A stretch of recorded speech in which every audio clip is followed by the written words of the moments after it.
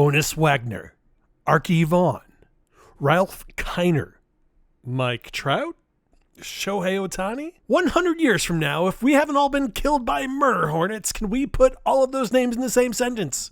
Honus Wagner caught a trout in an archipelago and Shohei'd everyone because it was kinda rare.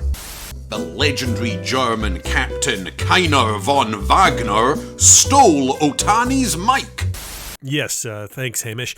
To see how our current legends stack up, we'll be continuing our franchise round with the round robin of the all-time squads of the Pittsburgh Pirates, St. Louis Browns, Los Angeles Angels of everywhere in California, and the Seattle Mariners. If that's not enough for you, we'll also be taking a look at which baseball player might actually be a satanically possessed doll, terrible Hall of Fame exhibits, a Mariner screwing over the Yankees, and much, much more. The National Institute of Health reports that the number 2 regret of the dying is that they probably worked too hard. Lucky for you, the Dugs have just uploaded a new video. Welcome back to the Dugs, where everything we do is an excuse to tell a lot of baseball stories and a lot of jokes. We also simulate baseball tournaments and bring the highlights to you in a half-drunk version of Sportscenter, which is what we're doing today. Check out the link to the playlist in the description if you'd like to start from the beginning. Otherwise, we're going to jump right into our first matchup as we start to get an answer to the Trout question. He's leading it off for the Halos and takes a pitch from Pittsburgh's Bob Veal in the first and turns it into a double. Following him, it's Troy Gloss, and that will be back-to-back doubles, and without having an out hung on them, the Angels lead 1-0. Haven't thought about Troy in a while. He was with the Angels from 1998 to 2004 before they traded him away, figuring that they had a suitable and more affordable option at third with Dallas McPherson. Dallas McPherson's career WAR turned out to be 0. The Angels declined to re-sign him, and he was subsequently released by the Marlins, White Sox, and Dodgers, and never touched the majors for the Giants, Pirates, or the Athletics. He capped off his career by signing with a lower-level squad in the Atlantic League of Professional Baseball, the York Revolution, and that was on May 28, 2013. He was released 4 days later. Might be a fun deep dive at some point to see how you can be kicked off a lower level team in 4 days. But this isn't a Dallas McPherson video, thank goodness. This is a video for players who didn't bring shame to their families. It's still 1-0 Angels in the fourth due to the pitching of Dean Chance. Here he is closing out the frame by striking out Paige Trainer. In fact, it's still 1-0 in the seventh. The Angels' inability to add on finally catches up with them, however, as Claude Ritchie records a clutch 2-out single to tie the game up. Still, surrendering only 1 run in 7 innings is a stellar performance by the Angels' Chance, but they leave him in the 8th, and that might have been a bridge too far. Pirates legend Arky Vaughan treats that ball like it's a stoner that fell into a cryogenic tube and connects for a high hard one. That is a 2-run shot, and the Pirates make it 3-1 late. And in the bottom of the 9th, the dreamboat that is Kent DeCulvey closes out the game by coaxing a double play out of the Angels' Albie Pearson. So the Pirates win their first outing on the back of Arky Vaughan's 2-run homer, although Jason Kendall was a perfect 3-for-3 as well. Mike Trout's 3-for-4 performance was notable, but the squad's grand total of 5 hits probably has him feeling right at home with this collection of all-timers. He's got all the support of a paper streamer tied around Dolly Parton's midsection. Let's go to our other game 1 as we find Felix Hernandez stepping back in the mound for the Mariners as they take on the St. Louis Browns. This guy meant everything to Seattle. The creation of a handful of sections catering directly to Felix superfans is cited as the first time a stadium promotion was centered around a player. The sections were called King's Court and typically housed about 1,500 fans, boosting the attendance of an average Mariners game all the way to the mid-1600s. The St. Louis Browns' George Sisler follows my zinger with a one of his own, getting the Browns on the board in the first with an RBI double. Not long after, Harland Clift singles him home to make it 2-0, and so, like an eager groundhog, the result is an early hole for King Felix. Mariners fight back in the third. Ichiro collects his first hit of the tournament in his second at-bat, and then steals second a few pitches later. That'll put him in scoring position for Edgar Martinez, who brings him home with an RBI single, and it's a 1-run game. No scoring in the fourth, but the tournament has its first ejection when Brett Boone starts arguing balls and strikes and is promptly tossed. So we enter the seventh at the score of 2-1, and Ichiro once again makes his presence felt with a ringing 2-out double. And Phil Bradley takes the first pitch of his at-bat and hits a double of his own to tie the game at 2. Mariners fans everywhere are allowed to be excited for exactly 15 minutes, which All in all, not a bad day when you're a Mariners fan, honestly. But then we're calling Harlan Cliff's name again as he puts that ball in timeout. And, like a guy on the road sign that only kind of understands how to change tires, we're seeing back-to-back jacks. That's Wally Judnick on the back end of the assault. Matt Young came in to pitch in the 7th for King Felix and has ripped Seattle's heart straight out of its rain-drenched carcass. Here's a picture of Matt Young doing some warm-ups. He's clearly focusing on the right part of his game. That makes it 4-2, and the St. Louis Browns bring in 45-year-old Satchel Paige to close out the game. He has no issues and sends the Mariners to an 0-1 start. St. Louis's Harry Howell has himself a real nice game, going 8 innings and surrendering only 2 earned runs, which was good enough to hold Seattle down for the loss despite Ichiro's 2 runs scored. Let's turn to the team's second games. The Angels' Nolan Ryan is one of those guys that needs no introduction, partially because of the legend surrounding him, and partially because we covered him pretty thoroughly in Season 2 of the experimental baseball tournaments when he served as captain of the 6 out of 5s, the players most frequently cited as overrated. Well, overrated or not, Cowboys certainly seem to love him, so sorry if making him Disneyland adjacent rubs any of you cowpokes the wrong way. I'm not making a generalization here. Nolan Ryan is part of the Texas Cowboy Hall of Fame, which features many curiosities, including this scene that I'm forced to assume is a demonstration of how cowboys don't have the slightest clue how to drink coffee. The Browns are on Ryan early as Ken Williams brings baby doll Jacobson home with a single. You know, I can't resist trying to turn up the origin of that guy's nickname. At first, I figured it's likely due to the guy's appearance, and I'm still not entirely convinced that didn't help his case. But he's got kind of more of a creepy doll kind of vibe. Yep.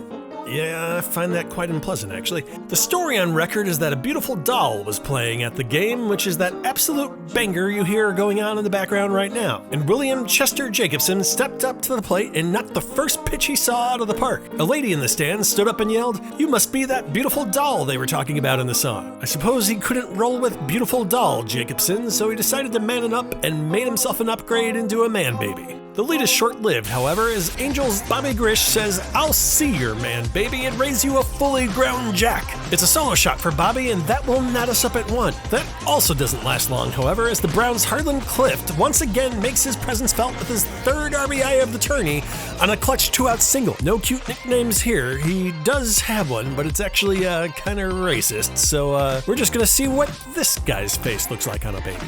That is just loads better. 2-1 Browns. Nolan Ryan's wildness, it was the one thing that most likely kept him from earning a single Cy Young in his career, and that shows up again today. On the day, he walked 8 and threw 2 wild pitches. He walks 2 in the 4th before nightmare-fueled Jacobson nets himself another RBI single, and it's a bases-loaded walk in the 6th that brings the Browns' 4th run home and forces the Angels to give up on Nolan Ryan. Troy Percival comes in relief, and the joint effort between himself and K-Rod hold the Browns at 4 for the remainder of the game. However, the Browns' Nels Potter was stellar today and went 8 innings, allowing only 3 hits, which is good enough for the win.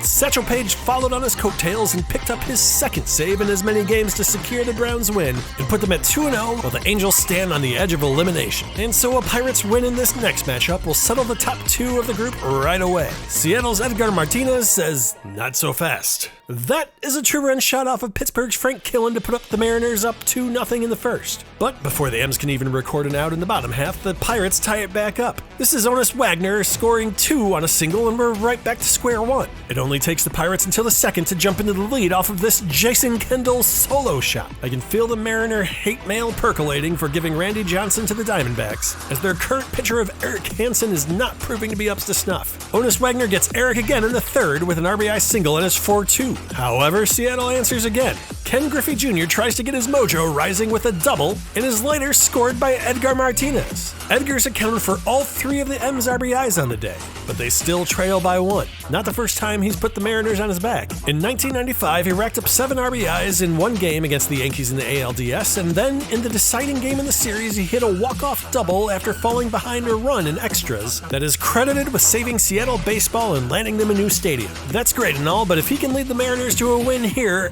everything else is going to fall by the wayside. They're still trailing by 1 in the 7th. Getting late. Time to pull out all the stops. Mike Cameron is brought in to pinch run at second base, and it's a good thing they brought him in because Ichiro singles and that will bring him around to score and tie the game at 4. But disaster strikes for Seattle in the bottom half of the inning. Tommy Leach singles and Jason Bay attempts to go first to third. We all know about Ichiro's legendary arm in the outfield, but this time it's legendary in the same vein as Vlad the Impaler as he overthrows his target and allows Bay to score from first to break the tie. Eric Hansen finally comes out for the Mariners, but Jeff Nelson doesn't serve as a stopper and it stands at 7-4 Pirates after 7. We enter the ninth at 8-5 after Jason Bay and Kyle Seager exchange solo shots, but we're still not done. The Mariners get runners on second and third with no one out, and a passed ball will score Bruch Bachti. Ichiro's at the plate, and that is a double to make it 8-7. So tying run is at second with no one out. The Pirates are rolling with Kent Tuckleby again to close the door, but this rickety old thing is hanging by a single nail at this point. Edgar Martinez has been huge this game, but he strikes out for the first out. Brett Boone, fresh out of complaints, rolls one over to first and makes the second out, though that moves Ichiro up to third. And so, last chance. Seattle's fate in the tourney lies with Alvin Davis and his first pitch swinging.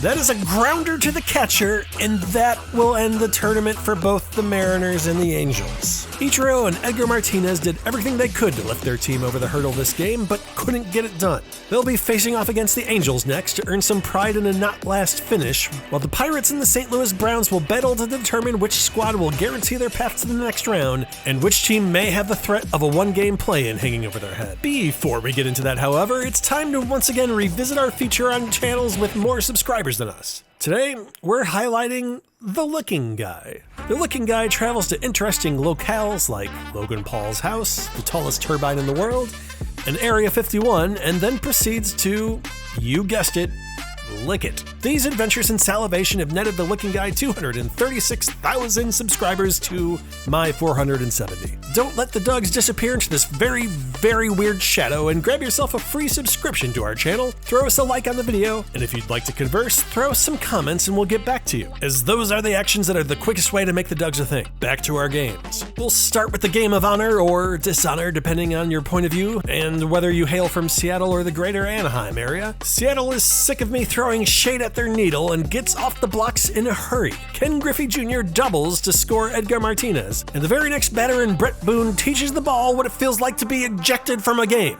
It's not great, ball. It's great for the Mariners as they're out to a 3-0 lead in the first. But without the inclusion of Randy Johnson, the best the Mariners can put out there is Matt Moore. 3 runs might not be enough insurance. Doug DeCinces scores one on a single in the bottom half of the first, and in the second, Bobby Grish comes home on a fielder's choice, so we're right back to a 1-run ball game. Mike Trout has shockingly stuck at the ballpark and not abandoned the tourney out of disgust, which is bad news for Seattle. He leads off the third with a triple and is able to score on a Darren Erstad sac fly. The 3-run advantage disappears in as many innings. Mike Trout's been carrying the Angels like Edgar Martinez has been carrying the M's, and sure enough, here's Edgar leading up the 5th with a triple.